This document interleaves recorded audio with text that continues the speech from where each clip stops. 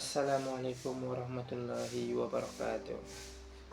Buat saudaraku semua, di sini saya akan berbagi sedikit tentang ilmu yang perlu kita ketahui ya, untuk dalam sehari-harinya. Oke, di sini akan menjelaskan bahwa tentang kegelapan di antara cahaya, seperti yang diriwayatkan oleh Abu Bakar As-Siddiq radhiyallahu anhu bahwasanya kegelapan itu ada 5 perkara dan lampu penerangnya itu pun ada 5 perkara. Yang pertama, cinta dunia. Cinta dunia itu adalah kegelapan dan penerangnya adalah takwa. Kenapa dikatakan cinta dunia itu adalah kegelapan dan penerangnya adalah takwa? Karena dalam hal ini akan membawa pelakunya ke dalam syubhat ataupun diragukan halal dan haramnya, sebagaimana sabda Nabi Shallallahu Alaihi Wasallam yang diriwayatkan oleh Baihaqi dari Hasan Al Basri bahwasanya hubbu dunia syukur li khati'ah, yang artinya cinta kepada dunia adalah pangkal segala kesalahan. Nah, itu dalam sebuah hadis yang disebutkan oleh Nabi. Nah, dan yang kedua adalah dosa. Dosa adalah kegelapan, dan sedangkan penerangnya itu adalah taubat. Setiap dosa yang kita lakukan itu adalah gelap. Hati kita akan menjadi gelap sampai-sampai ketika kalau sudah parah, mentok parahnya itu, maka dia akan memancar, kegelapan itu akan memancar ke dalam wajah kita, ke wajah kita. Maka dia akan nampak kelihatan, wajah kita itu akan kelihatan suram dan gelap, kayak apa ya penampilannya, kayak penampilan kayak zombie itu sudah, pokoknya agak lain lah kita ngelihatnya. Nah, jadi itu kalau orang yang hatinya gelap itu dia akan berbeda, cahayanya itu akan tidak akan nampak karena begitu gelapnya. Dan cara menerangkannya adalah yaitu dengan taubat.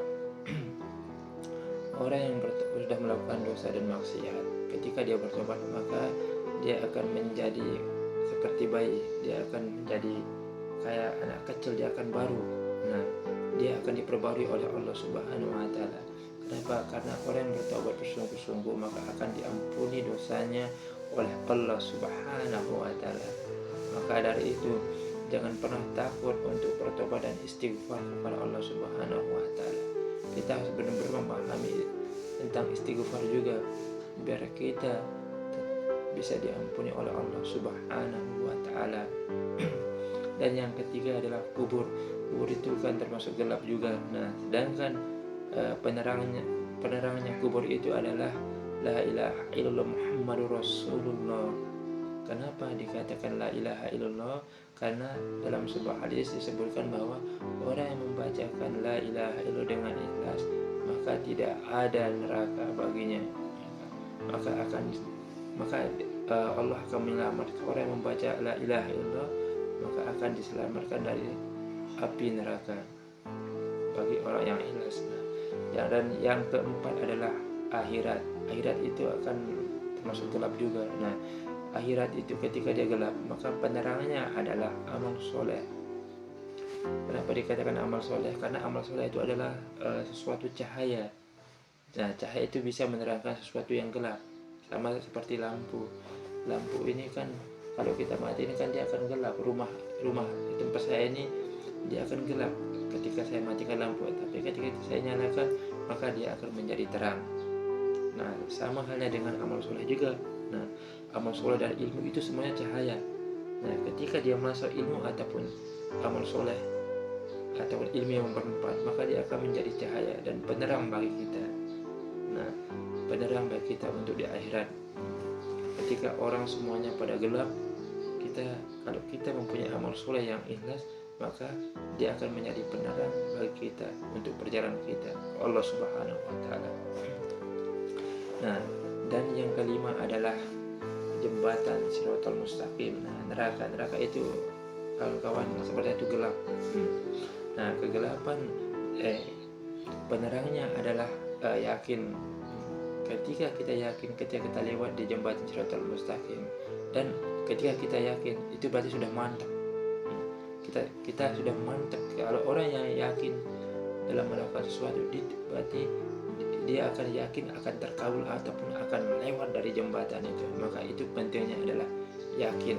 Nah, tapi di saat kita lewat di jembatan Shiratal Mustaqim itu, kalau amal kita baik, maka keyakinan kita itu semakin bertambah dan semakin kuat.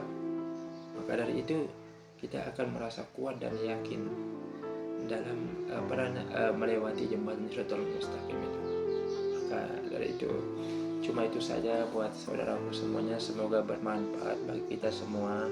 Marilah kita jadikan diri kita sebagai orang yang bermanfaat, karena orang yang bermanfaat itu sejatinya orang yang baik. Itulah yang dinamakan orang yang baik dan orang yang ikhlas. Kenapa saya mengatakan orang dia termasuk golongan orang yang ikhlas? Karena orang yang melakukan bermanfaat bagi orang lain itu tujuan kita sebenarnya. Orang yang mempunyai ilmu itu menjadikan diri kita menjadi orang yang bermanfaat bagi orang lain. Sekian, wassalamualaikum warahmatullahi wabarakatuh.